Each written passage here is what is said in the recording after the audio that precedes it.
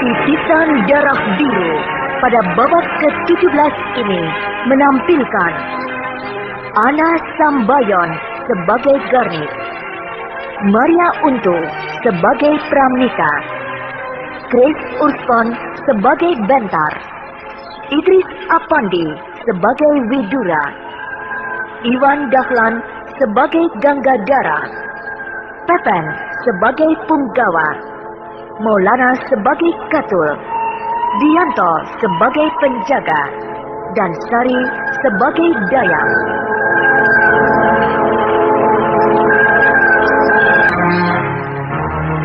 Pada babak terdahulu diceritakan, tanpa diduga sama sekali, komplotan pemuda berandal yang dipimpin si Katul balik kembali dan menyerang Widura.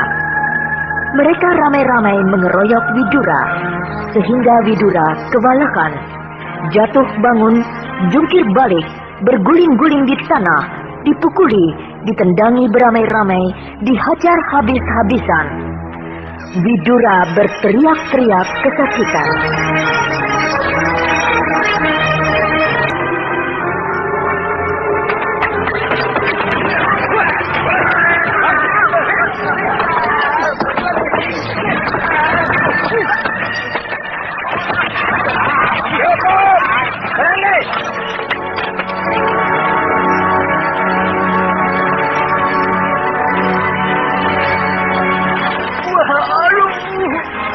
Begitu saja kepandaiannya ya. Iya. Tapi kok bisa kalah oleh orang yang tidak becus ilmu silat begini? Heran aku. Percaya tidak sekarang anak-anak muda. Maksud Bapak, Raspati tidak kalah oleh Widura. Dia hanya mengalah. Coba kalau Raspati melawan, sekali pukul Widura mampus, tahu nggak? Barangkali begitu ya. Ya sudah, kalian pulang sajalah. Kasihan Widura, kami akan merawatnya. Maafkan kami ya Pak ya. Iya. Ayo, kawan-kawan, kita pulang. Yuk, pulang.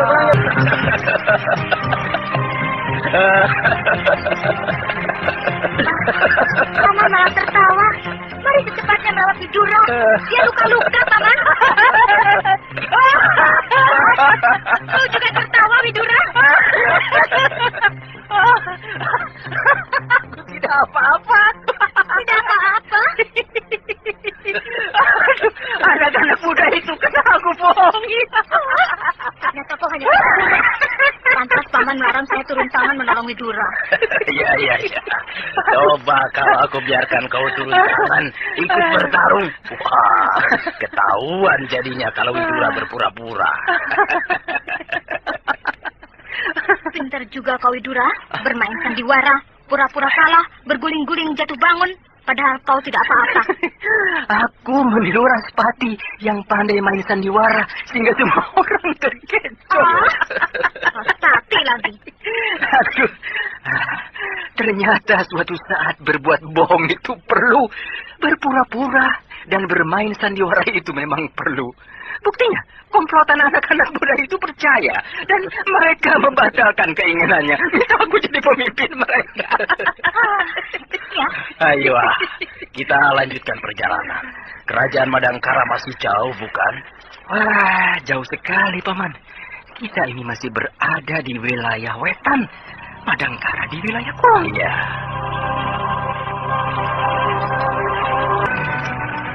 Nah, itu Bukit Kelabang. Ada apa di Bukit Kelabang itu, Garnis? Daerah perbatasan kerajaan Madangkara. Syukurlah. Perjalanan kita lancar sampai menginjak batas kerajaan Madangkara.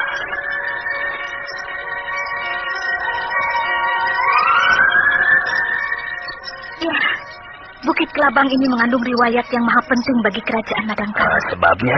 Di Bukit Kelabang inilah markas pasukan Brahma Kumbara. Markas pasukan Brahma Kumbara. Menurut cerita Bibi Harnom, masa depan kerajaan Madangkara ditentukan oleh Bukit Kelabang ini. Karena disinilah para tokoh utama Madangkara menghimpun kekuatan untuk mengusir bala tentara Kuntala yang menguasai Madangkara. Tuanku Brahma memang cerdik. Sebab Bukit Kelabang ini letaknya berbatasan dengan wilayah kerajaan Tajik Nasing. Jadi kalau terdesak, bisa masuk ke wilayah Tajik Nasing. di mana hal tersebut akan membuatnya aman. Karena walau bagaimana, pasukan Kuntala tidak mungkin mengejar pasukan Tuanku Brahma ke wilayah Tajiknasi. Iya. Bisa ribut dengan kerajaan Tajiknasi. Perjuangan Ayahanda Brahma tidak berhenti sampai pengusiran pasukan Kuntala, tapi terus menghancurkan intinya, yaitu kerajaan Kuntala. Caranya dengan menghimpun kerajaan-kerajaan kecil yang kebetulan saat itu juga dikuasai oleh Kuntala. Maka terhimpunlah 6 kerajaan, bersatu padu menghancurkan penghambat kemajuan. Hingga sekarang, 6 kerajaan itu tetap bersatu padu, bahu-membahu di dalam mengatasi setiap masalah. Maka tidak heran, kerajaan Madangkara yang kecil menjadi makmur dan kuat, sekaligus disegani. Ya, persatuan memang akan selalu mendatangkan keuntungan. Tapi perpecahan sebaliknya akan selalu mendatangkan kerugian. Ya, benar. Dengan persatuan, semua kesulitan akan bisa diatasi. Karena setiap kerajaan, di mana saja, tidak akan ada yang bisa berdiri sendiri. Selalu memerlukan bantuan kerajaan lain. Ya, di dunia ini tidak ada sebuah pun kerajaan yang sempurna. Selalu saja ada kebutuhannya, walaupun kebutuhannya itu kecil. Ya, benar, Paman. Seperti kerajaan Madangkara yang tidak punya laut. Karena letaknya di lereng gunung yang jauh sekali dari laut, sehingga Madangkara sangat membutuhkan barang-barang hasil laut. Tapi karena bersahabat dengan kerajaan Niskala yang letaknya di tepi laut dan memiliki sebuah pelabuhan yang besar, maka kerajaan Niskala dapat memberikan apa-apa yang dibutuhkan oleh Madangkara. Dan sebaliknya, kerajaan Madangkara yang hasil pertaniannya berlimpah-limpah dapat mengirimkan kelebihan hasil pertaniannya kepada kerajaan Salingkuh yang keadaan alamnya tidak subur. Ya, karena mereka bersatu, maka mereka bisa saling memberi dan menerima. Di mana akhirnya semua memperoleh manfaat yang menyenangkan. Benar, Paman. Sekarang marilah kita naik ke puncak Bukit Kelabang ini. Dari puncak, kita bisa melihat ke seluruh kerajaan Madangkara dengan leluasa. Ya. Nah, Widura, Paman, Ya. lihatlah. Dari puncak Bukit Kelabang ini, kita bisa melihat hamparan kerajaan Madangkara. Oh, betapa elok. Indah sekali. Sebuah kerajaan kecil yang terletak di tengah-tengah alam yang permai. Bagaikan negeri impian. Sudah puas? Kalau sudah puas memandang keelokan kerajaan Madangkara dari jauh, sekarang kita akan melihatnya dari dekat. Mari kita turun. Ya. Tapi kita tidak akan masuk dulu ke ibu kota Madangkara. Sebab yang paling utama ialah menemui ibu dan Bentar di Kadipaten Jamparing. Iya, benar. Itu yang penting. Nanti setelah kita sudah puas melepas rindu dengan ibu dan adikmu, kita bisa melancong ke ibu kota Madangkara. Iya, Paman.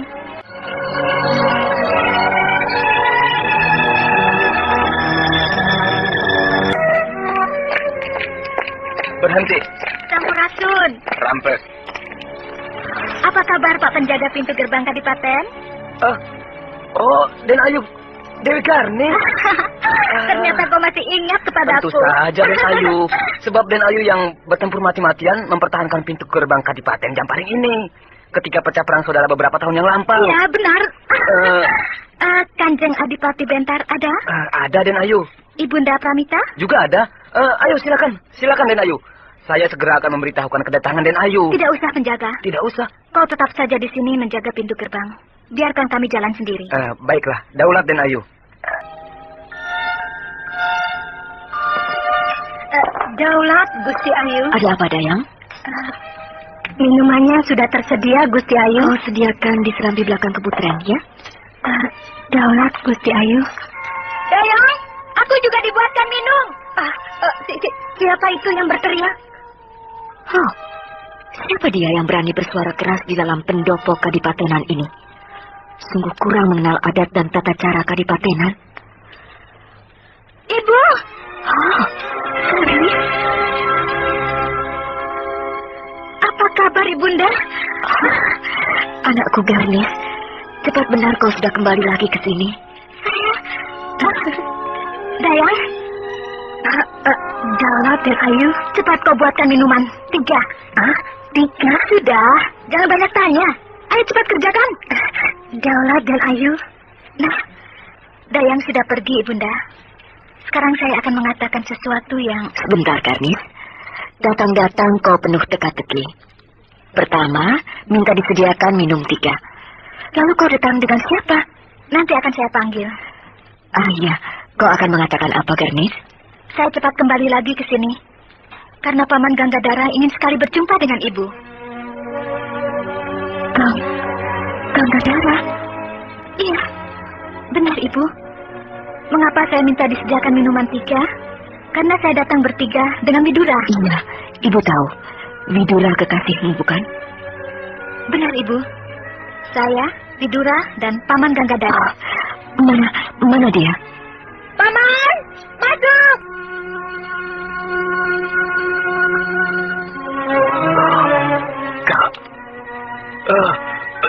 Kakak Pramita. Benarkah ini Ganggadara, adikku? Benarkah adikku? Inilah adikmu, Ganggadara. Adikmu Kakak Pramita. Gangga adikku.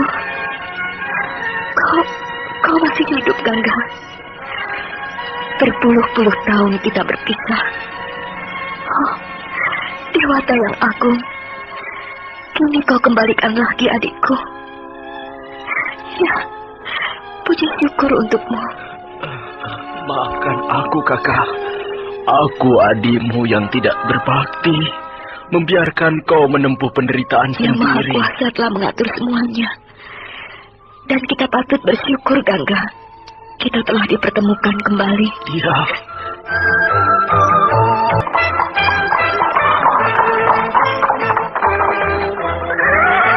Punggawa, masukkan kudaku ke kandang. Aku akan jalan kaki ke Kadipaten. Teruskan Kanjeng Adipati berkuda sampai ke depan tangga pendopo Kadipaten. Nanti hamba akan membawa si jalak kuda tunggangan Kanjeng ini masuk ke kandangnya. Aku ingin jalan kaki, Punggawa. Terlalu lama berkuda. Ya, badanku pegal-pegal semuanya. Kanjeng Adipati bekerja terlalu keras. Subuh-subuh pagi sudah berangkat. Pergi ke pelosok-pelosok memeriksa keadaan rakyat. Sore hari menjelang malam baru kembali. Tanpa kerja keras, kita tidak akan mendapatkan apa yang kita inginkan bersama. Lagi pula, kita sudah ketinggalan jauh. Disebabkan oleh perang saudara yang membuat keadaan Kadipaten Jamparing ini morat-marit. Daulat Kanjeng Adipati. Akan tetapi hendaknya Kanjeng memperhatikan juga perihal kesehatan. Sebab bila mana Kanjeng jatuh sakit, kamilah rakyat Kadipaten yang akan bersedih hati. Aku akan memperhatikan anjuranmu itu. Karena memang kesehatan adalah yang nomor 1. Benar sekali, Kanjeng. Kalau badan sedang sakit, apa-apa jadi tidak enak. Makan tidak enak. Tidur juga tidak enak. Pikiran yang tidak karuan. Tidak bisa berpikir dengan baik. Iya, sebab sakit adalah rugi waktu dan rugi biaya. Benar, Kanjeng Adipati. Nah, bawalah kudaku ke kandang. Daulat, Kanjeng.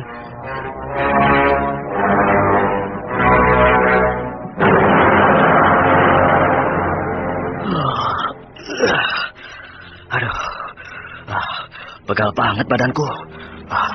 Terutama pantatku. Kelamaan menunggang kuda 1 hari penuh. Gila, ada serangan gelap. Sebuah pisau kecil meluncur ke leherku. Untung aku cepat berkelit. Dan pisau kecil itu menancap pada batang pohon sawo kecil. Datang lagi.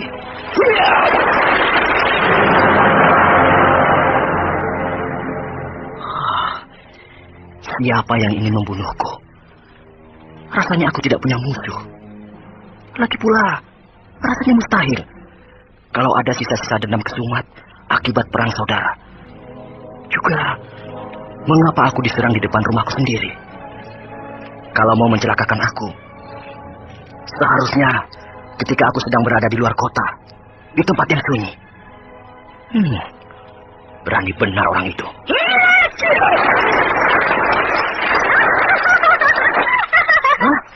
Kak Garnis!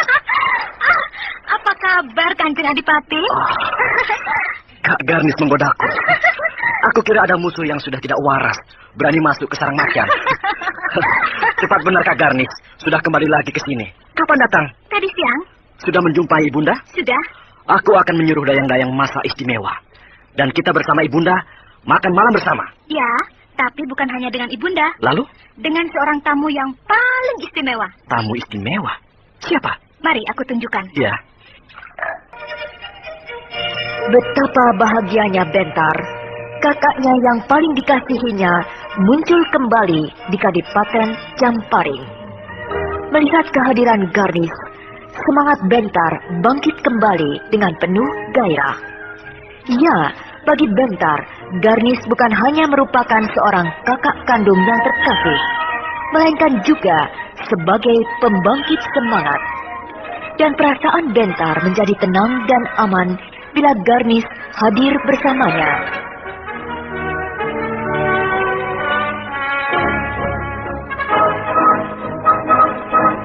Sementara itu, di serambi belakang Kaputren, Paman Ganggadara sedang asik bercakap-cakap dengan kakaknya. Kakak kandung satu-satunya yang masih hidup, yaitu Pramita. Bagaimanakah pertemuan Bentar dengan Paman Ganggadara? Pada babak terdahulu diceritakan, Bentar merasa amat bahagia ketika Garnis muncul lagi di Kadipaten Jamparing. Bagi Bentar, kakak kandung yang hanya satu-satunya itu, selain merupakan seorang kakak yang terkasih, juga sebagai pembangkit semangat dan sebagai pelindung.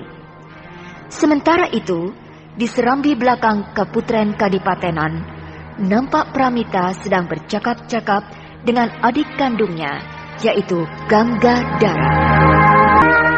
Kau nampak tua, Gangga, kurus dan juga hitam. Maklum, kehidupanku jadi nelayan. Setiap hari dibakar sinar matahari, ditambah hawa laut yang kering dan panas. Ya, membuat kulitku hitam terbakar sinar matahari. Kadipaten Sadeng, kampung halaman kita, bukanlah sebuah tempat yang letaknya di tepi laut, sehingga kehidupan rakyatnya ialah dari hasil pertanian. Sama sekali tidak kenal laut. Tapi kau bisa juga jadi nelayan. Keadaan yang membuat aku bisa. Iya, benar Gangga. Keadaan tertentu bisa merubah seseorang. Kakak tahu bukan, saudara sepupu kita yang bernama Seto Janti? Iya, Seto Janti. Ketika masih muda merantau ke Belambangan dan berhasil menjadi pegawai keraton Belambangan. Pangkatnya cukup tinggi, yaitu Mantri Demung, dan kawin dengan orang Belambangan. Nah, mengapa ketika pecah perang di Sadeng, saya mengungsi ke Belambangan? Yaitu dengan mengharapkan mendapat perlindungan dari Seto Janti. Namun ketika saya datang di Belambangan, beliau sudah meninggal. Apa? Seto Janti sudah meninggal? Ya, 3 tahun sebelum saya datang, beliau sudah tiada. Meninggal muda karena sakit empedu. Padahal Seto Janti seorang laki-laki yang baik. Dia salah seorang saudara sepupu kita yang akrab dengan kita. Karena beliau sudah meninggal, saya jadi bingung. Di Belambangan saya adalah orang asing yang tidak punya sanak kadang. Harapan saya satu-satunya ialah Seto Janti. Tapi sudah tidak ada. Kepada siapa saya harus berlindung, meskipun untuk sementara, sebelum saya punya penghasilan sendiri. Bukankah kau bisa berunding dengan bekas istrinya? Bekas istri Seto Janti sudah kawin lagi. Juga dengan pegawai keraton Belambangan. Jadi boleh dikatakan, sudah tidak ada hubungan apa-apa dengan pihak bekas suaminya, termasuk aku. Iya. Dengan perasaan sedih, aku berjalan menyusuri sebuah jalan kecil yang sunyi di rantau orang, tanpa sanak, tanpa kadang. Berjalan terus sambil menuntun Garnis yang waktu itu masih berumur 5 tahun. Garnis, kasihan. Sekecil itu, dia sudah harus menanggung derita akibat perang. Untunglah, Garnis bukan seorang anak kecil yang cengeng. Dia tabah dan tidak rewel. Sudah dapat merasakan derita yang ditanggung olehku bersamanya.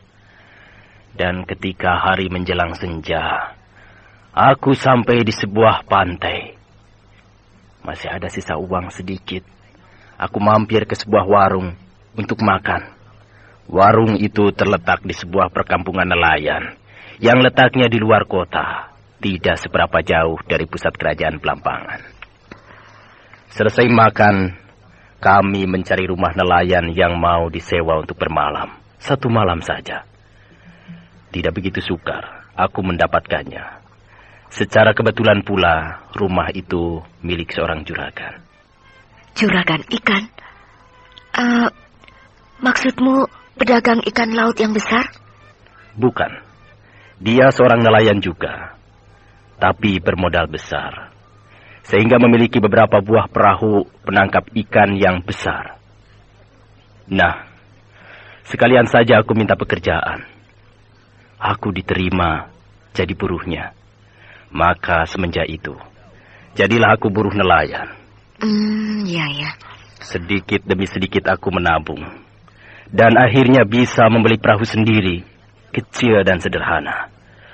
Maka kemudian aku keluar dari pekerjaan di juragan itu. Dan mulai berdiri sendiri jadi nelayan penuh. Kau tabah sekali, Gangga. Selama 2 tahun aku bekerja di juragan itu. Aku cukup punya pengalaman tentang seluk-beluk penangkapan ikan di laut. Maka kehidupanku semakin bertambah baik. Dan Garnis juga bertambah besar. Tumbuh menjadi seorang gadis yang cantik. Seperti yang kau lihat sekarang. Terima kasih, Gangga. Jasamu tidak bisa diukur. Kau telah membesarkan Garnis, anakku, sehingga dia menjadi seorang gadis yang tabah. Ya, semuanya berkat lindungan Yang Maha Kuasa.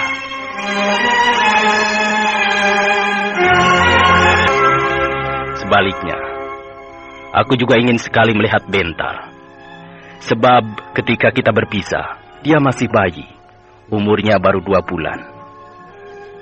Jadi, baik aku maupun dia, sama-sama belum mengenal wajah masing-masing. Seperti biasa, setiap hari, pagi-pagi sekali, sudah berangkat ke pendopo utama, memimpin rapat bersama para pegawai kadipaten. Ya, selesai rapat, terus berkeliling, memeriksa keadaan rakyat kadipaten di pelosok-pelosok. Sore menjelang malam, baru kembali. Ketekunan dan kerajinannya di dalam bekerja rupanya menurun kepada sifat ayahnya, Raha Bistara. Dan aku turut bangga. Dia yang masih muda begitu bisa menjadi seorang adipati yang baik. Ya, mungkin karena dia merupakan anak angkat Kakanda Brahma, Raja Agung Madangkara. Maka, ya, Bentar dapat memperoleh kedudukan yang baik menjadi seorang adipati. Meskipun begitu, kalau anaknya sendiri tidak berbakat, tidak akan bisa menjadi seorang adipati yang baik. Jadi walaupun putra angkat seorang raja, tapi Bentar sudah memperlihatkan kemampuannya yang sangat baik. Sehingga tidak mengecewakan, bahkan sebaliknya memuaskan. Ya, tapi sempat juga dipindahkan dengan paksa ke Kadipaten Singkur. Waktu itu sedang terjadi kemelut perselisihan antara Prabu Wanapati dengan Raden Paksi Jaladara yang memuncak menjadi perang saudara yang hebat. Prabu Wanapati menduga Bentar bekerja sama dengan Raden Paksi Jaladara mau menggulingkan Prabu Wanapati, sehingga Bentar dibuang ke Kadipaten Singkur. Tapi sekarang kemelut itu sudah selesai dan Bentar ditarik kembali ke sini, ke Kadipaten Jamparing. Garnis bercerita kepadaku. Katanya Kadipaten Jamparing ini dulu hanyalah merupakan sebuah kampung kecil yang bernama Kampung Jamparing. Ya, benar. Tapi oleh Bentar dikembangkan menjadi sebuah kota yang besar dan ramai, sampai akhirnya dirubah dari sebuah kampung menjadi kadipaten. Kampung Jamparing ini sebuah kampung yang penuh riwayat. Karena, ya, di Kampung Jamparing inilah lahir 2 orang manusia yang istimewa. yaitu Brahma Kumbara dan Mantili, si pedang setan. Lalu Bentar mohon izin kepada Kakanda Brahma agar diperkenankan mengembangkannya. Dan Kakanda Brahma memberikan izin. Maka jadilah seperti sekarang. Kadipaten Jamparing yang besar dan Hebat megah. sekali. Aku kagum dan bangga punya keponakan seperti Bentar. Dia berbakat menjadi seorang tokoh perintis yang cemerlang. Ya, bakatnya di dalam melakukan pekerjaan, rajin dan tekun menuruni sifat ayah kandungnya, yaitu Raha Bistara. Sedangkan bakat kepemimpinan menuruni sifat ayah angkatnya, yaitu Brahma Kumbara. Sehingga seolah-olah dalam diri Bentar mengandung dua kekuatan, yaitu kekuatan Raha Bistara dan kekuatan Brahma Kumbara. Ya, sebenarnya Bentar sudah pantas menjadi seorang raja. Jangan, Gangga. Aku Ya. tidak ingin Bentar menjadi raja. Aku tidak ingin Bentar menjadi duri bagi keabadian kerajaan Madangkara. Aku ingin melestarikan kesucian keluarga besar raja-raja Madangkara. Kau benar, Kakak Pramita. Janganlah kebaikan mereka dibalas dengan air tuba. Itulah, mereka terlalu baik. Padahal aku bukan orang Madangkara. Tapi mereka sangat menghormati aku dan Bentar. Juga rakyat Madangkara ini terlalu baik kepada kami. Aku dan Bentar dijunjung tinggi dan disembah dengan tulus. Nah, melihat itu semua, aku bersumpah bersama Bentar akan memberikan yang terbaik buat Madangkara. Akan berbakti dan mengabdi kepada kerajaan Madangkara sampai akhir hayatku. Iya, itu adalah suatu sikap yang benar. Ingat dengan seseorang yang bernama Ganggadara? Ganggadara? Mm-mm. Iya, aku ingat. Dia adalah adik kandung Ibunda Pramita, pamanku. Kau masih ingat rupanya? Tentu saja tidak, Kak Garnis. Sebab kata Ibunda, aku berpisah dengan Paman Ganggadara ketika aku masih bayi, berumur 2 bulan. Jadi, mana bisa aku mengenali wajahnya? Sekarang orangnya ada di sini. Hah? Ada di sini? Mm-mm. Oh, benarkah Paman Ganggadara ada di sini? Kau lihat di serambi belakang keputren itu? Iya. Ibunda Pramita sedang bercakap-cakap dengan seorang laki-laki. Mungkin ia seorang pegawai kadipaten. Nah, itulah Paman Ganggadara. Oh, benarkah? Untuk apa aku berbuat bohong? Seorang laki-laki, badannya kurus, tapi nampak kuat. Dan kulitnya hitam, seperti kebanyakan kulit tubuh para petani yang tiap hari bekerja di sawah, dibakar sinar matahari. Wajahnya kelihatan tua, tapi ya, agak mirip dengan Ibunda Pramita. Benarkah itu Paman Ganggadara?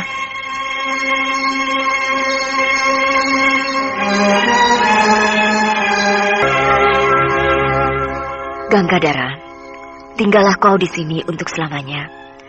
Kau adalah adik kandungku laki-laki satu-satunya. Dulu ketika masih ada Kakanda Brahma Kumbara, dialah yang menjadi pembimbing dan pelindung Bentar.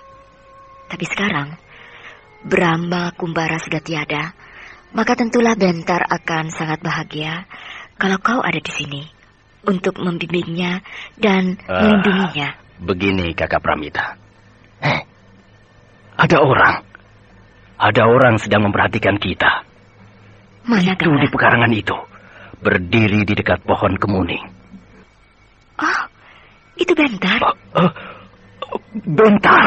Itu Bentar keponakanmu, adik kandung Garnis, yang sejak tadi kita memperbincangkannya. Oh, mendadak tubuhku gemetar. Aku merinding. Apakah aku sedang bermimpi? Seolah-olah aku melihat Kakang Rahabistara sedang berdiri di sana sambil memandangku. Dan aku juga melihat seorang laki-laki yang sangat asing, tapi nampak agung dan berwibawa. Pandangan matanya memancarkan sinar mujizat.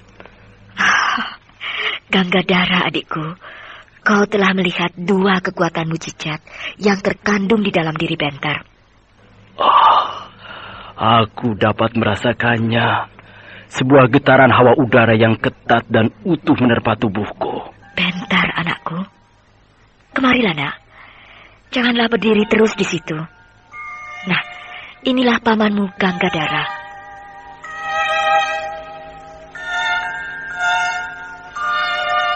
Benarkah ini pamanku Ganggadara? Benar. Aku pamanmu Ganggadara.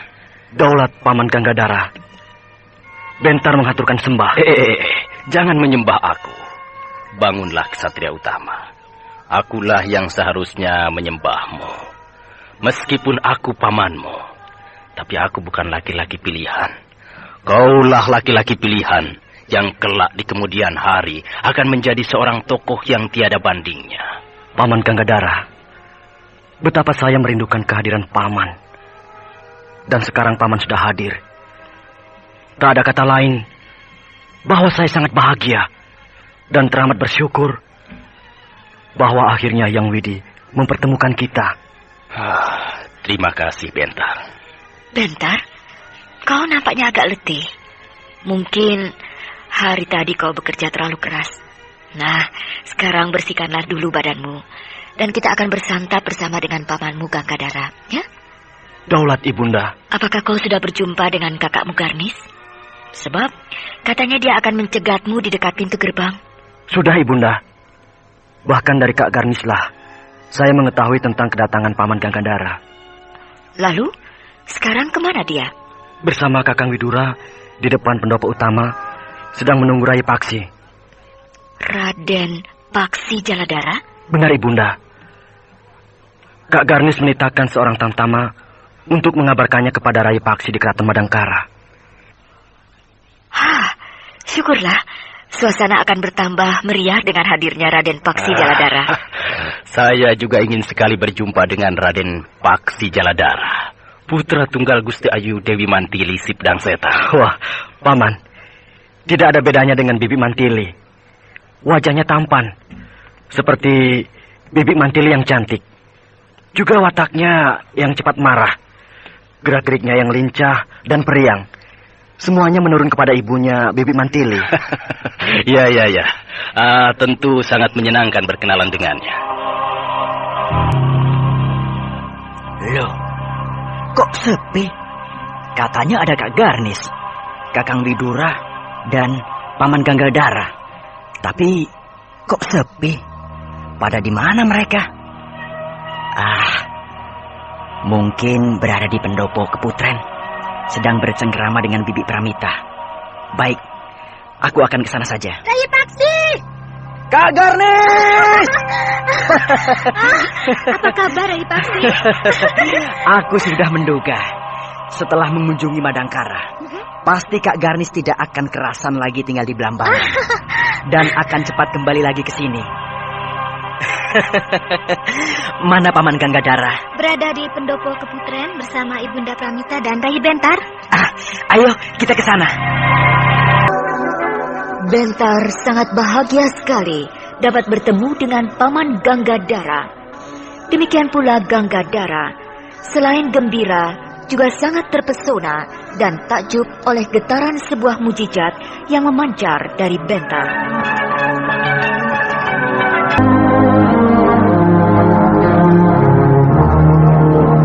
Pada babak terdahulu diceritakan, Bentar merasa bahagia sekali dapat berjumpa dengan paman Ganggadara, adik kandung ibunya satu-satunya itu. Demikian pula paman Ganggadara. Namun sebagai seorang yang memiliki ilmu yang tinggi, ia dapat merasakan getaran tenaga mujizat yang tersembunyi di balik diri Bentar. Dan hal itu membuatnya kagum.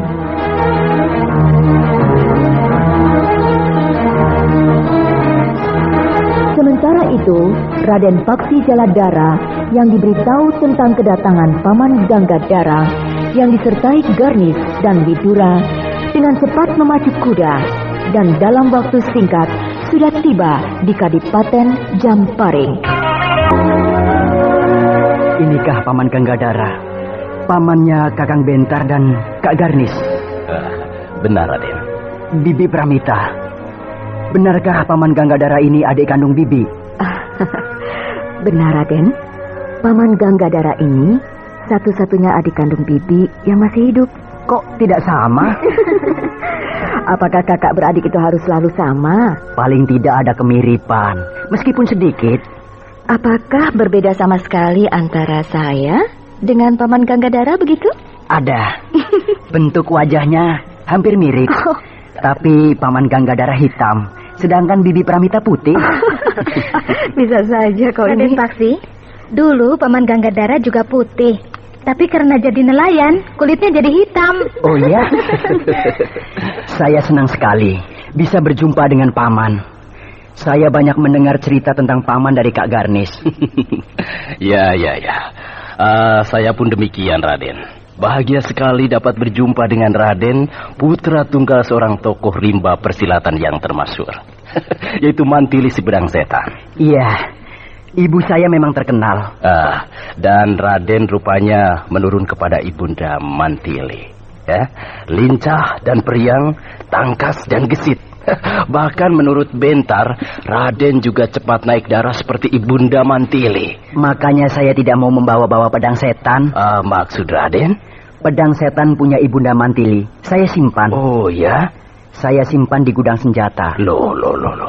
Kenapa disimpan di gudang senjata? Saya tidak suka membawa pedang setan. Mengapa begitu? Seharusnya Raden bangga sebagai putra satu-satunya pewaris pedang setan. Justru itu, Paman. Saya tidak suka menjadi seperti itu. Maksud Raden? Saya tidak mau menumpang ketenaran nama ibu saya. Saya tidak mau disamakan dengan ibu saya, Mantili si Pedang Setan. Saya adalah saya, Paksi Jaladara. Saya tidak mau jadi seperti Mantili. Saya ingin jadi Paksi Jaladara yang utuh. Bagus. Itu adalah sebuah sikap pendirian yang benar. Kita tidak boleh menjadi orang lain, tapi kita harus menjadi kita. Itulah yang saya inginkan, Paman. Mantili adalah Mantili. Paksi Jaladara adalah Paksi Jaladara. Mantili bukan Paksi, dan Paksi bukan Mantili. Benar. Memang Mantili adalah ibu kandung saya. Dan saya sangat hormat dan kagum. Dia berhasil membuat dirinya terkenal, menjadi seorang wanita yang ditakuti dan hebat, dengan julukan yang sangat menakutkan, si Pedang Setan.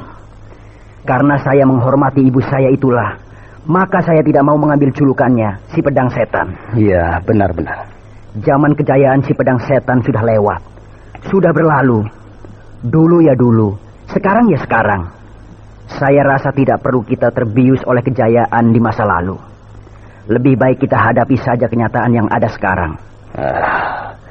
Saya kagum terhadap sikap dan pendirian Raden. Raden sangat bangga terhadap ibu Raden yang hebat. Tapi Raden tidak mau menjadi ibu Raden. Dan itu memang benar bahwa Raden tidak perlu menjadi Mantili. Tapi susahnya, Paman. Orang-orang masih saja menghubung-hubungkan saya dengan ibu saya. Orang selalu berkata, itu Raden Paksi Jaladara, putranya Mantili si Pedang Setan. Awas, hati-hati. Dia pasti ganas dan kejam seperti ibunya. Wah, jadi kacau.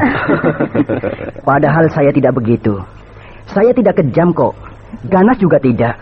Biasa-biasa saja. Iya, Raden lincah, periang, tangkas, dan gesit. Gerak-gerik Raden sama benar dengan Bibi Mantili. Nah, tentu saja orang-orang jadi ingat kepada Bibi Mantili. Ya, memang susah juga. Ibu saya terlalu terkenal. Dan rupanya orang-orang belum mau kehilangan Mantili. Sehingga sebagai pelariannya, menyamakan saya dengan Mantili. Rai Paksi. Rai Paksi tidak perlu tergesa-gesa. Pelan-pelan saja. Nama Bibi Mantili dengan julukannya yang menakutkan, si Pedang Setan, terlalu mengakar di hati masyarakat. Jadi, untuk menghilangkan bayangan Mantili di hati masyarakat memerlukan waktu. Tidak perlu dilakukan dengan terburu-buru, tetapi sedikit demi sedikit saja. Benar, Kakang Bentar.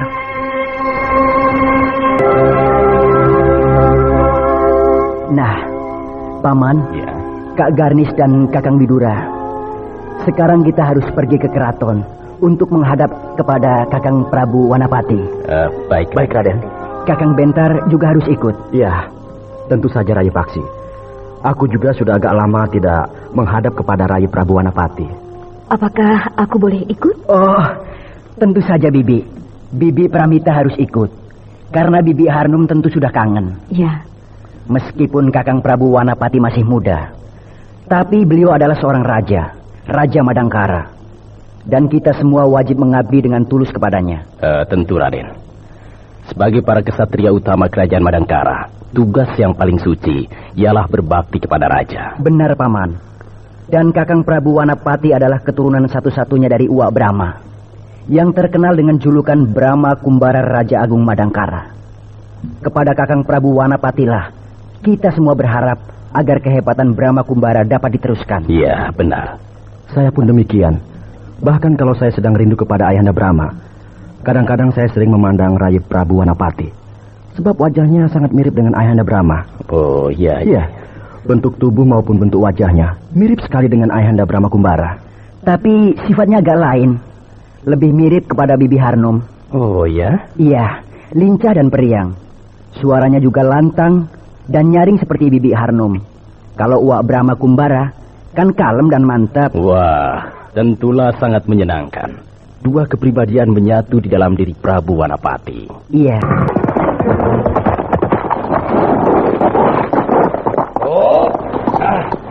Tamtama, jaga. Ada apa lu, Bang? Buka pintu gerbang keraton. Ada tamu agung? Ya, kerabat raja dari Kadipaten Campari. Siaga. Pintu gerbang dibuka.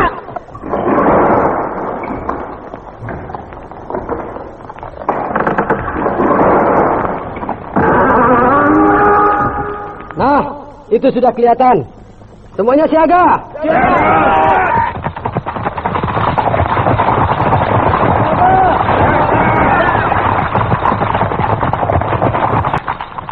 Rombongan tamu agung sudah masuk. Tutup kembali pintu gerbang. Siaga.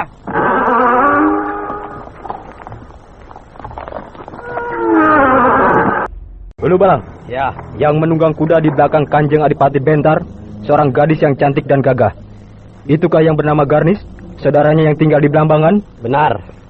Dialah Den Ayu Garnis, saudaranya Kanjeng Adipati Bentar, yang baru datang dari Blambangan. Lalu yang berkuda di sampingnya, seorang laki-laki yang gagah. Aku tidak tahu. Mungkin salah seorang kerabatnya. Terus yang duduk di dalam kereta di samping Gusti Permaisuri Dewi Pramita, siapa? Aku juga tidak tahu. Mungkin salah seorang kerabatnya. Terus yang duduk di dalam kereta di samping Gusti Permaisuri Dewi Pramita, siapa? Aku juga tidak tahu, Tamtama. Ya, mungkin juga salah seorang kerabatnya.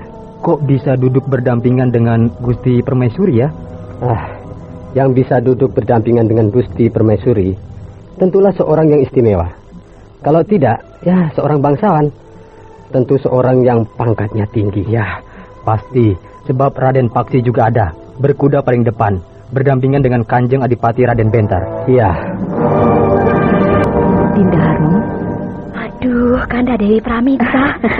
Hampir saja saya menikahkan seorang punggawa untuk pergi ke Jamparing.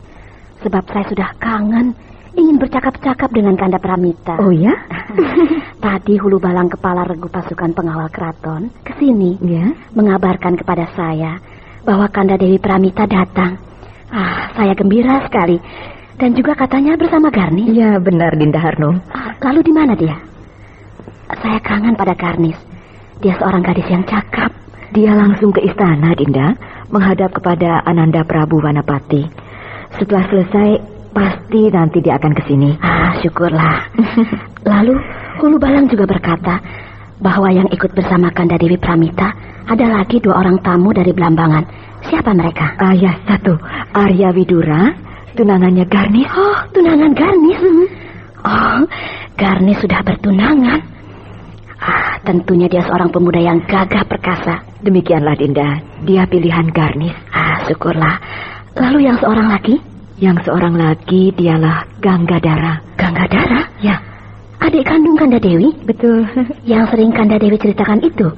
Yang tinggal di Blambangan bersama Garnis? Betul, Dinda. Ingin sekali saya berjumpa dengannya.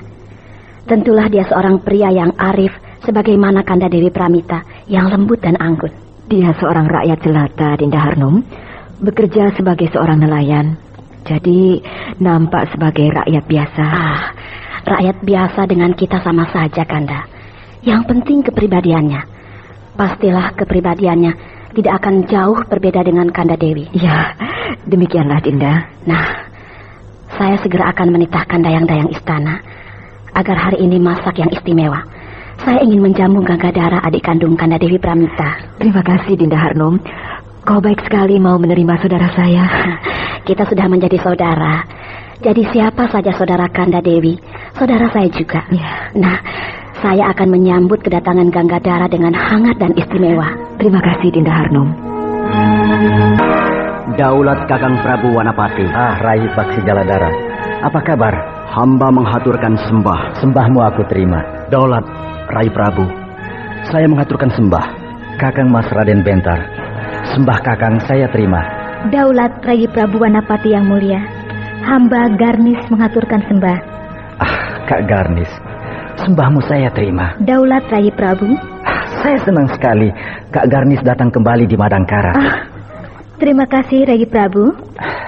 Daulat Prabu Wanapati yang mulia, hamba Arya Widura menghaturkan sembah. Sembah saudara saya terima. Daulat tuanku. Siapakah saudara? Rasanya kita baru berjumpa. Dia adalah Kakang Widura, tunangan Kak Garnis, Kakang Prabu. Oh, benarkah? Cocok sekali. Kak Garnis cantik jelita, Kakang Widura gagah perkasa. Saya sangat setuju dan memberikan restu. Daulat tuanku Prabu, terima kasih.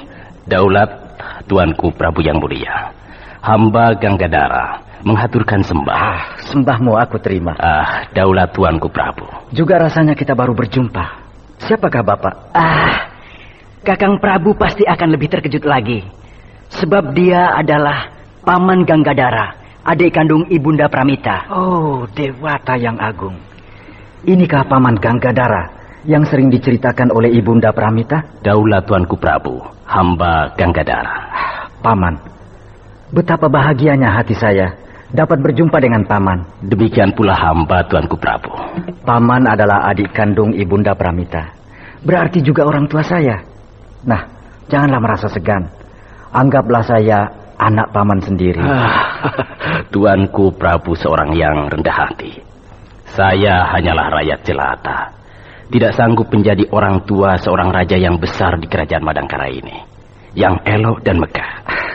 Saya memang seorang raja, tapi saya adalah Wanapati, seorang pemuda biasa.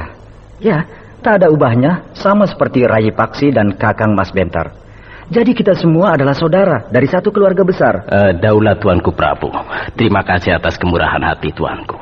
Kakang Mas Bentar. Daulat Rai Prabu, Kakang Mas tidak boleh melepaskan Paman Ganggadara. Juga Kak Garnis dan Kakang Arya Widura. Semuanya harus tetap berada di sini. Tetap berkumpul dengan kita.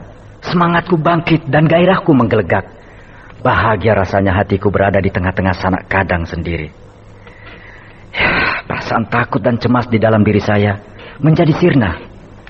Dengan bantuan para sanak kadang semuanya, saya merasa yakin akan bisa memimpin kerajaan Madangkara ini dengan baik. Daulat Rai Prabu, harapan Rai Prabu akan saya wujudkan. Terima kasih Kakang Mas Bentar. Daulat Gusti Permaisuri, hamba Ganggadara menghaturkan sembah. Sembahmu aku terima, Ganggadara. Daulat Gusti. Janganlah sungkan terhadapku. Aku adalah saudara kakakmu, Kanda Dewi Pramita. Jadi kita bukan siapa-siapa, tapi kita masih bersaudara. Daulat Gusti, hamba menghaturkan terima kasih atas kemurahan hati Gusti. Kau tidak usah kembali lagi ke Blambangan ya. Tetaplah di sini, berkumpul dengan kami. Sebab dengan selalu berkumpul, semua kesulitan dan semua masalah bisa kita pecahkan bersama-sama. Terutama anakku Prabu Wanapati. Dia tentu sangat membutuhkan bimbingan dari semua. Daulat Gusti. Nah, Garnis, kemarilah. Duduk di dekatku. Daulat Bibi Permaisuri, inikah tunanganmu, Arya Widura? Hamba mengaturkan sembah Gusti. Sembahmu aku terima. Daulat Gusti. Garnis, kau pandai memilih. Widura tunanganmu ini gagah sekali. Sangat pantas menjadi suamimu. Nah, kapan kalian akan menikah? Ingat Garnis, ibumu Kanda Dewi Pramita sudah rindu ingin menimang cucu. Bukan begitu Kanda Dewi? Bisa saja Dinda Harnung ini. Bagi saya terserah Garnis dan Widura. Merekalah yang berhak menentukan waktunya. Tapi jangan lama-lama ya Garnis. Nanti keburu disambar orang. Kau yang menangis kehilangan Widura.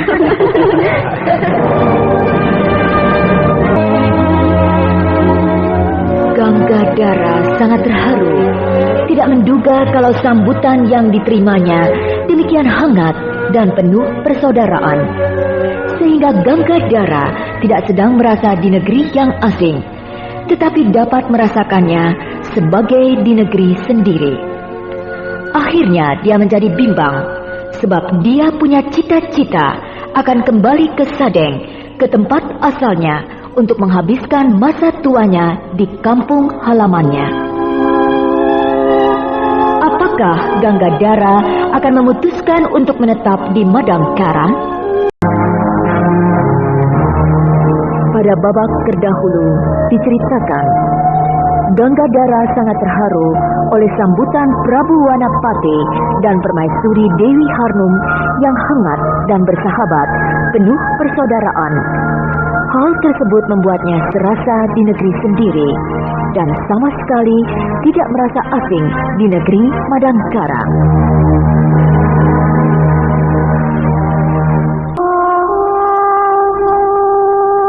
Pantas kami tak kerasan sekali di Madangkara ini, karena sikap mereka yang penuh persaudaraan. Ya, benar Gangga. Mulanya aku merasa was-was dan juga yakin. Setelah Kakanda Brahma meninggal, pastilah sikap mereka terhadapku akan acuh tak acuh. Sebab aku beranggapan, aku dan Bentar dihormati, dikarenakan aku dibawa ke sini, kemudian diperistri oleh Kakanda Brahma. Iya, Kamita bukan orang asli Madangkara, tapi orang asing dari negeri yang jauh, yaitu dari Sadeng. Selain itu, Kamita seorang janda sudah punya anak dua. Iya. Maka tentulah rakyat Madangkara, terutama kalangan bangsawan, akan kecewa. Kok Brahma kawin dengan janda dan sudah punya anak lagi? Apakah di Madangkara sudah tidak ada perawan yang cantik? Benar, Gangga. Hal itu sudah aku sampaikan kepada Brahma. Tapi ya, mungkin semuanya sudah menjadi kehendak Dewata. Brahma tetap pada pendiriannya, harus kawin dengan aku. Bahkan Bentar dengan resmi diambil sebagai anak angkat.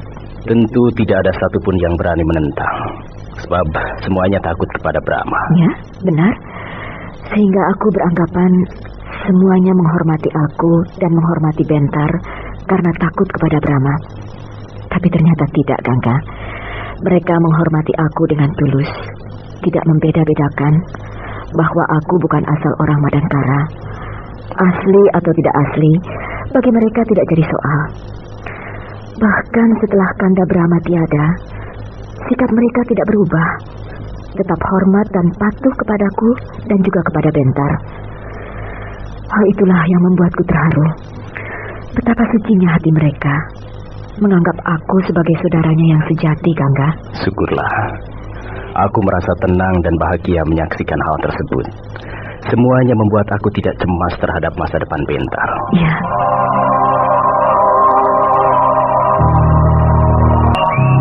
Nah, Kakang Widura, Kak Garnis, inilah kolam keramat yang saya ceritakan itu. Kok seperti kolam sebuah taman? Memang ini kolam dari sebuah taman, Kakang. Tapi sudah tidak dipakai lagi. Karena taman istana sudah dipindahkan ke sebelah sana, dekat pendopo agung di belakangnya. Kenapa dipindahkan? Apakah di sini sudah tidak sesuai lagi? Rencana untuk memindahkan kolam ini adalah rencana Uwak Brahma sendiri. Rencana di bekas taman ini akan dibangun sebuah gedung untuk keperluan lain. Tapi Uwak Brahma keburu meninggal, lalu diteruskan oleh Kakang Prabu Wanapati. Tapi oleh Kakang Prabu Wanapati tidak dilenyapkan dengan menggantinya dengan sebuah gedung yang baru, melainkan dilestarikan. Tetap dipertahankan bentuk aslinya. Mengapa begitu, Rai Paksi? Sebab kolam yang kecil mengandung mukjizat. Mukjizat? Waktu Goa Pantai Selatan dibakar. Apa? Dibakar? Dibakar oleh musuh-musuh Madangkara. Nah, ketika Goa Pantai Selatan itu dibakar, Waktu itu Wak Brahma bersama Ibunda Mantili dan Ayahanda Patih Gotawa sedang bercakap-cakap di tepi kolam ini seperti kita sekarang. Lalu? Tiba-tiba seperti ada yang melemparkan. Wak Brahma terangkat ke atas. Lalu seperti ada yang melemparkannya ke kolam ini. Kemudian datang burung Raja Wali raksasa. Wak Brahma disambar, terus dibawa terbang ke Goa Pantai Selatan. Wah, sebuah kejadian yang aneh. Itulah. Makanya kolam yang kecil ini dilestarikan. Sebab dianggap mengandung mukjizat dan riwayat yang istimewa. Iya. Hah? Ada apa? Ada orang. Siapa? Di mana? Seorang wanita berdiri di balik rimbunan pohon itu. Wah. Dari tadi dia mengikuti kita dan memperhatikan kita terus. Akan aku lihat. Siapa dia? Iya!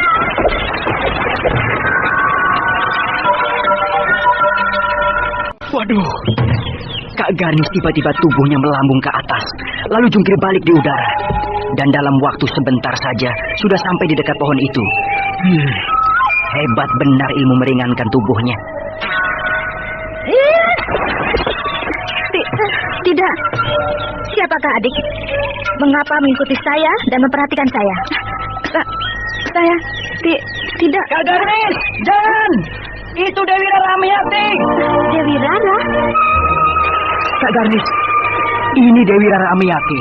Oh, inikah kembang keraton Madangkara yang terkenal itu? Iya, benar. Oh, betapa cantiknya kau Dewi Rara. Dewi Rara, mengapa kau berada di sini dan memperhatikan kami? Saya mendengar ada tamu dari Blambangan. Oh, kau pasti ingin melihat Kak Garnis dan sekalian ingin berkenalan, bukan? Iya. Nah, silahkan berkenalan. Aku Garnis, kakak kandung Raden Bentar. Rara Amiyati. Namamu sangat bagus. Cocok dengan orangnya. Sangat cantik. Kak Garnis juga cantik. Ini tunanganku Widura. Widura. Rara. Saya mohon diri. Maaf, sudah mengganggu. Oh, betapa cantiknya Dewi Rara Amiyati itu. Pantas dia mendapat julukan kembang keraton Madangkara. Tapi dia nampak sangat gugup ketika didekati oleh Kak Garnis. Ya, tentu ada maksud tertentu kepadamu, Garnis. Tapi mungkin malu, sebab ada aku dan Rai Paksi. Bukan Iya, begitu, ya? Rai Paksi? Iya, Apa maksudnya memperhatikan aku terus? Sejak kita keluar dari teras pendopo utama, terus sampai ke sini, dia terus diam-diam dan sembunyi-sembunyi mengikuti aku, terus-menerus memperhatikan aku. sebab Kak Garnis kakaknya Raden Bentar. Tapi apa maksudnya? Dewi Rara suka sekali kepada Kakang Bentar. Tapi Kakang Bentar acuh tak acuh saja. Benarkah? Awal mulanya tersebar desas-desus. Dewi Rara Amiyati akan diperjodohkan dengan Kakang Bentar. Tapi baru desas-desus, belum pasti. Dan juga nampaknya Kakang Bentar tidak begitu ambil peduli. Tapi ternyata Dewi Rara Amiyati benar-benar jatuh hati kepada Kakang Bentar. Bagaimana menurutmu, Widura? Baru kali ini aku melihat seorang gadis yang cantiknya luar biasa. Aku tadi menduga sedang bermimpi melihat bidadari. Soalnya Kakang Widura baru pertama kali melihatnya. Iya. Kalau saya sering sekali, hampir tiap hari bertemu dengan Dewi Rara. Jadi, ya, biasa-biasa saja. Menurut saya, Dewi Rara Amiyati sangat pantas bila berjodoh dengan Raden Bentar. Tapi itu semua tergantung kepada Raden Bentar sendiri. Sebab terasa oleh aku sendiri, kalau tidak suka, tidak bisa dipaksakan. Iya, Rayi Bentar sudah dewasa. Dia sudah bisa memilih sendiri. Ya, benar. Inilah gambar peta seluruh wilayah Kadipaten Jampari, Paman. Luas juga. Ya. Ada 3 buah kademangan yang berada di wilayah Kadipaten Jampari. Ya. Setiap kademangan membawai 4 sampai 5 buah desa. Ya. Saya harus memperbaiki 8 buah jalan dan 5 buah jembatan untuk membuka desa-desa yang letaknya terpencil. Tepat sekali, Bentar. Sebab dengan memperbaiki jalan-jalan dan membuat jembatan-jembatan akan memperlancar perhubungan. Ya, hasil bumi dari desa-desa yang letaknya terpencil bisa dengan mudah, lancar dan cepat diangkut ke kota besar. Betul, Paman. Saya akan menjadikan Kadipaten Jamparing sebagai pusat penampungan seluruh hasil bumi. Dari sini baru disalurkan ke tempat-tempat lainnya yang disesuaikan dengan kebutuhannya. Iya. Paman! Kakang Bentar! Nah, itu Rai Paksi. Iya, bersama Garnis dan Bidura.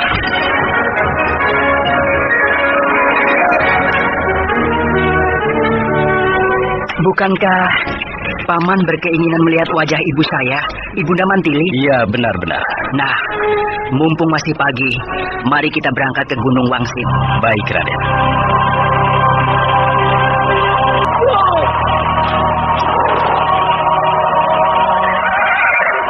Itulah Gunung Wangsit. Sebuah gunung yang tidak begitu besar dan tidak terlalu tinggi. Di puncak Gunung Wangsit itulah Ibunda Mantili pernah mendirikan sebuah padepokan dan menjadi guru. Muridnya cukup banyak, di antaranya Paman Soma. Kak Garnis pernah berjumpa dengan Paman Soma, bukan? Ya, pernah. Sewaktu meletus perang saudara. Tapi itu sudah lama sekali. Dan waktu berpisah kala itu, Paman Soma sudah berniat untuk bermukim di Gunung Wangsit dengan maksud akan melestarikan peninggalan Bibi Mantili, yaitu perguruan padepokan Gunung Wangsit. Sudah jadi, Kak Garnis. Oh iya, Paman Soma berhasil membangun kembali padepokan itu. Malah jadinya lebih bagus. ya. Sebagai bekas seorang murid yang murtad, sudah sewajibnya menebus dosa-dosanya dengan melestarikan peninggalan gurunya. Bagaimana, Garnis? Kau berkata seorang murid yang murtad. Benar, Paman. Paman Soma adalah murid Bibi Mantili. Tapi sebenarnya dia seorang musuh yang diselundupkan menjadi murid Bibi Mantili dengan tujuan mencuri buku ajian serat jiwa. Wah, Paman Soma yang waktu itu masih muda remaja berhasil menjalankan tugasnya mencuri buku ajian serat jiwa dan dikutuk oleh Bibi Mantili. Nah, setelah Bibi Mantili meninggal, Paman Soma bersumpah ingin menebus dosa-dosanya dengan melestarikan padepokan Gunung Wangsit. Lebih dari itu, Paman Soma telah membuat patung Bibi Mantili. patung Bibi Mantili. Iya, sebuah patung dibuat dari batu hitam yang persis dengan Bibi Mantili. Bukan main. Rupanya dia benar-benar bertobat. Iya, dengan melihat patung itu, Paman akan dapat mengetahui bagaimana rupa dan bentuk Bibi Mantili. Aku ingin segera melihatnya. Marilah kita segera mendaki, naik ke puncak Gunung Wangsit ini. Tapi jalan mendaki terlalu curam. Tidak bisa sambil menunggang kuda. Jadi kita harus turun dari kuda dan meninggalkan kuda-kuda kita di sini. Ya, mari kita turun dari kuda. Nah, kita sudah sampai. Itulah padepokan Gunung Wangsit. Sebuah padepokan yang amat elok, bersih dan teratur. Terdiri dari 3 buah bangunan besar. Sebuah rumah panggung yang besar dan panjang, yang 2 lagi terletak di kiri kanannya. Dulu padepokan itu dibakar oleh kelabang hitam, musuh besar Ibunda Mantili. Rusak berat, hampir rata dengan tanah. Tapi sekarang menjelma kembali menjadi sebuah padepokan yang lebih besar dan lebih indah. Ini semua berkat jasa Paman Soma yang dengan bersungguh-sungguh membangkitkan kembali padepokan itu. Iya, tapi keadaannya sunyi. Pada kemana murid-murid padepokan itu? Mungkin sedang berlatih di pekarangan belakang, atau sedang melakukan pelajaran bersemedi di dalam rumah panggung yang besar dan panjang itu. Ya, marilah kita memasuki padepokan itu. Nah, itu. Ada seorang pemuda keluar dari rumah yang di sebelah sana itu. Santrik! Oh, Raden Paksi! Selamat datang, Raden. Mana gurumu, Paman Soma? Oh, sedang berada di bawah sana, Raden. Di dalam jurang, sedang berlatih pelajaran ilmu cicak. Mendaki dinding jurang. Panggil ke sini. Katakan aku datang bersama para tamu agung dari Blambangan. Daulat, Raden. Segera hamba kerjakan. Silakan Raden beserta para tamu agung menunggu di pondokan utama. Iya.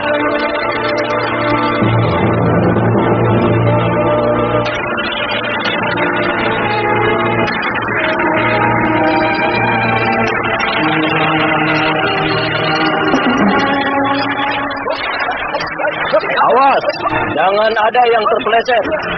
Dinding jurang itu batu-batuan cadas yang runcing.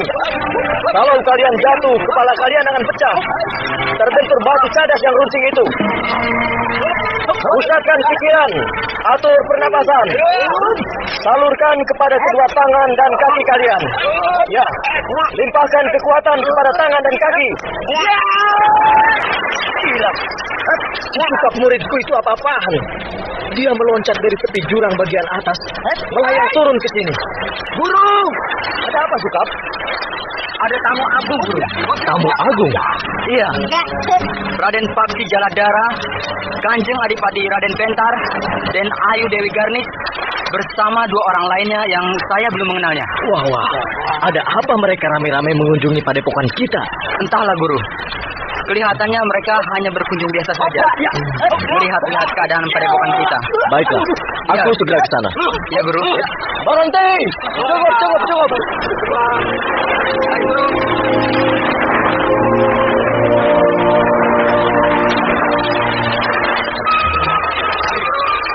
Latihan dihentikan dulu. Sebab kita menerima kunjungan tamu-tamu terhormat.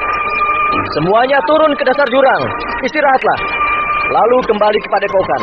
Mengambil jalan memutar yang tidak berbahaya.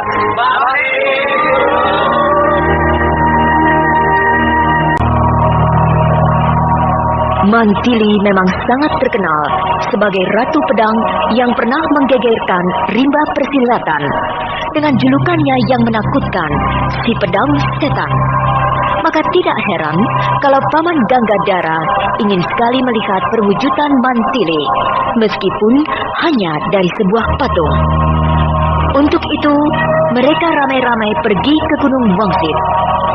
Soma yang saat itu sedang melatih murid-muridnya mempelajari ilmu cicak, yaitu ilmu mendaki dinding jurang yang sangat curam dan terjal, segera diberitahu oleh salah seorang muridnya.